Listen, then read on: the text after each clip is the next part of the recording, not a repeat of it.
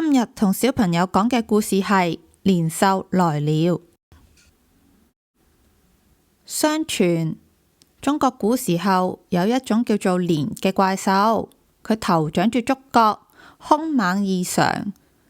年住喺海底，每到除夕就會爬上岸，吞食牛羊，傷害人命。所以每到除夕呢一日，人們都會扶老攜幼咁樣逃去深山，躲避年獸嘅傷害。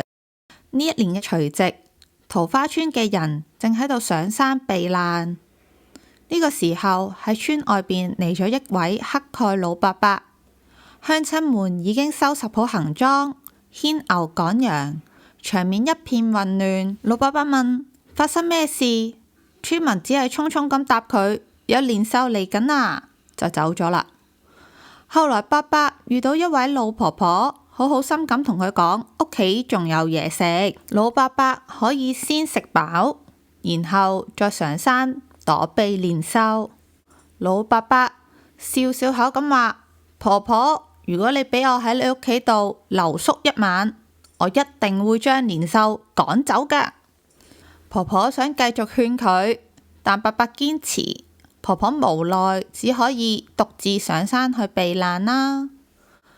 乞丐老伯伯食完嘢，休息咗一陣間，開始為婆婆嘅屋企貼上紅紙，點起蠟燭。半夜時分，年獸真係闖咗入村裏邊啦。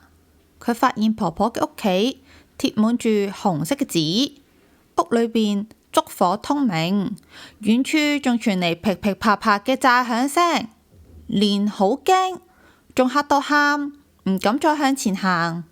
原來年最怕就係紅色、火光同埋炸響。乞丐伯伯一邊喺度笑，一邊揮手同年講再見。年就係咁狼狽逃走。第二日係正月初一，避難返嚟嘅人見村裏邊乜事都冇發生，就好奇怪。老婆婆先至恍然大悟，立即向鄉親解釋，於是大家都好多謝乞丐伯伯啊。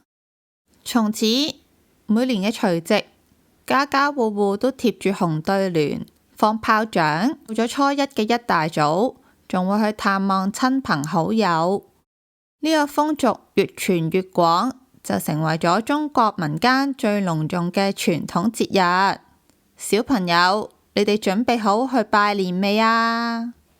香港人講故事，歡迎大家 comment、like、share 同埋 subscribe我哋個 channel啊！